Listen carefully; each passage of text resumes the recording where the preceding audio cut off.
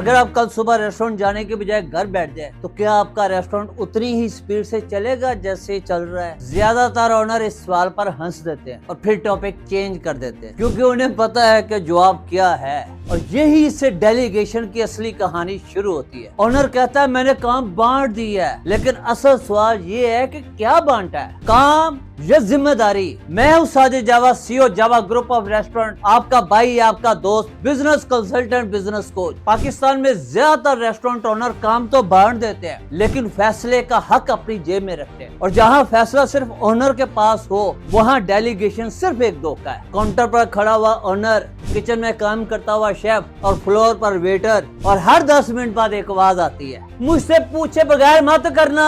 اس ایک جملے سے ڈیلیگیشن کا جنازہ نکل جاتا ہے، لیکن اونر کو لگتا ہے کہ وہ سسٹم چلا رہا ہے۔ یہ بات کڑوی ہے لیکن سچ ہے کہ ڈیلیگیشن اس لیے فیل نہیں ہوتی کہ سٹاف نالائق ہے، ڈیلیگیشن فیل اس لیے ہوتی ہے کہ اونر مینٹلی ریڈی ہی نہیں ہوتا کہ کوئی اور بھی فیصلہ کر سکتا ہے۔ ایکچولی سمجھا جائے تو ریسٹورنٹ اونر اپنی ویلیو کو کام سے جوڑ لیتا ہے۔ پاکستان میں ریسٹورنٹ اونر کا ایک کامن بلیف ہوتا ہے، ایک عقیدہ ہے کہ جس دن میں سائٹ پر ہو گیا ریسٹورنٹ گر جائے گا، اور یہ گھمنڈ نہیں ہوتا، غرور نہیں ہوتا، یہ ڈر ہوتا ہے، ڈر کہ میری ضرورت ہی نہ کہیں ختم ہو جائے، اس لیے اونر ہر چیز میں گھسا رہتا ہے۔ ڈیلیگیشن اور کنٹرول میں کنفیوژن کیا ہے؟ اونر سوچتا ہے کہ ہر چیز میں انوالو رہنا ہی کنٹرول ہے، لیکن اصل میں کنٹرول کا مطلب یہ ہوتا ہے کہ سسٹم کے ذریعے چیزوں کو چلانا۔ جہاں اونر ہر وقت بیچ میں آئے وہاں ڈیلیگیشن زندہ رہ ہی نہیں سکتی۔ ٹیم کو سمجھ آ جاتی ہے کہ آخر میں فیصلہ اونر نہیں کرنا ہے، اس لیے ٹیم اپنی سوچ، اپنی صلاحیتوں کا استعمال ہی نہیں کرتی۔ ٹیم صرف انسٹرکشن فالو کرتی ہے، اونرشپ نہیں لیتی، اور پھر اونر کہتا ہے میری ٹیم ہی ڈمب ہے۔ نہیں،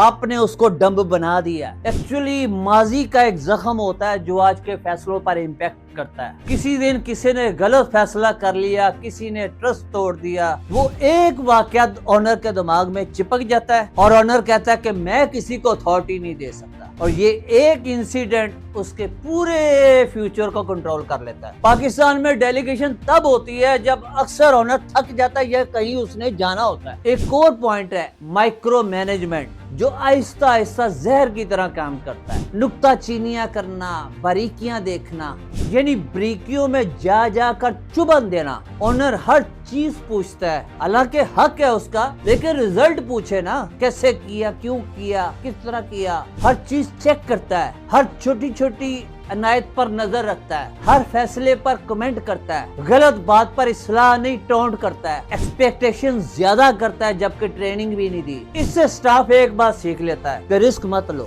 اور جہاں رسک بند ہو جائے وہاں پر گروتھ بھی بند ہو جاتی ہے۔ اگلی بات جو میں کرنے والا ہوں آپ ریلیٹ کریں گے۔ آج اونر کہتا ہے تم ڈیسائیڈ کر لو، اور کل کہتا ہے تم نے یہ فیصلہ کیسے کر لیا؟ سٹاف کنفیوز ہو جاتا ہے، اور جب سٹاف کنفیوز ہو جاتا ہے تو کنفیوز بندہ کبھی بھی سٹرونگ ڈیسیژن میکر نہیں بن سکتا۔ دوستو، اتھارٹی کے بغیر ذمہ داری صرف ایک سزا ہوتی ہے، یہ لائن یاد رکھنا۔ جب آپ ذمہ داری دیتے ہو لیکن اتھارٹی نہیں دیتے تو آپ سٹاف کو رسک میں ڈال دیتے ہو، اور پھر جب غلط ریزلٹ ہوتا ہے تو اونر کہتا ہے دیکھا، اس لیے مجھے خود ہی کرنا پڑتا ہے۔ ایک اور پرابلم، کلچرل پرابلم، جو پاکستان میں پائی جاتی ہے۔ ہمارے یہاں سینئر ہونا اپنے آپ کو توپچی سمجھا جاتا ہے۔ اگر جونیئر نے کوئی اچھا آئیڈیا دے دیا تو اونر کی ایگو ہل جاتی ہے، اس لیے اکثر اونر ڈیسیژن لینے سے پہلے اسٹاف کے پر کاٹ دیتے ہیں۔ ڈیلیگیشن کا مطلب ہے کہ کام پوری طرح کسی کو سونپ دینا، اس کے اختیار میں دے دینا۔ ڈیلیگیشن جب فیل ہوتی ہے تب نقصان کیا ہوتا ہے؟ اونر تھک جاتا ہے، بزنس ایک جگہ اٹک جاتا ہے، اور پھر یہی اونر بولتا ہے کہ اس انڈسٹری میں گروتھ پاسبل ہی نہیں ہے۔ مسئلہ انڈسٹری کا نہیں، مسئلہ مائنڈ سیٹ کا ہے۔